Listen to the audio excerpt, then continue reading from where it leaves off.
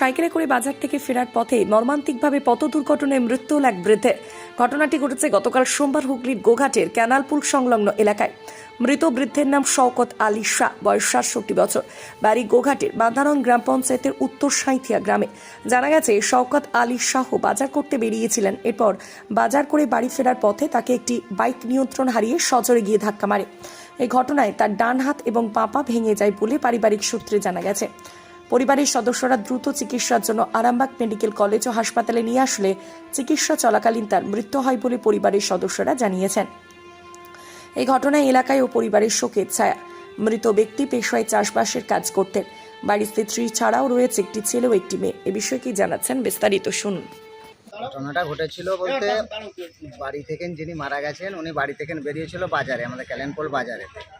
বাড়ি থেকে বাজার ফেরার পথেতে মানে অপর দিক থেকে একটা বাইক দ্রুত গতিতে আসে, ওনার সাইকেল নিয়েছিল, সাইকেলের পেছনেতে ধাক্কা মারে, সঙ্গে সঙ্গে পড়ে যায়। পড়ে যাওয়ার পর আমরা সব তুলে নিয়ে আরামবাগ মহকুমা হাসপাতালে ভর্তি করি। তার কিছুক্ষণ পরেই, 1 ঘন্টা পরেই উনি মারা যান। ওনার খুব চোটটা গুরুত্বপূর্ণই ছিল, ডান হাত ভেঙে গিয়েছিল, পা ভেঙে গিয়েছিল, মাথায় চোট লেগেছিল। ওনার বাড়ি কোথায়? ওনার বাড়ি মান্দারণ অঞ্চলের উত্তর সাঁইতা গ্রামে। কি নাম? শওকত আলী শাহ। বয়স কত? বয়স আপনার 65, মানে 65 বছর বয়স। কি করেন? উনি চাষবাস করেন। ছেলে পেয়ে? ছেলে একটা মেয়ে। স্ত্রী আছে? স্ত্রী আছে। কোন গ্রামে বাড়ি? উত্তর সাঁইতা। আর বাইকটা কোন দিক থেকে কোন দিকে যাচ্ছে? বাইকটা আপনার আসছিল হাজিপুর থেকে নাচছিল। আর ইনি?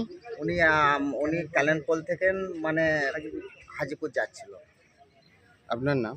আমার নাম লালন আলী শাহ। কে হন? আত্মীয় হয়ে যায়। সারাদিনে আপনার এলাকার খবর দেখতে আমাদের বাংলা দিশা ডিজিটাল ফেসবুক ও ইউটিউব পেজটি লাইক করে রাখুন এক্ষুনি।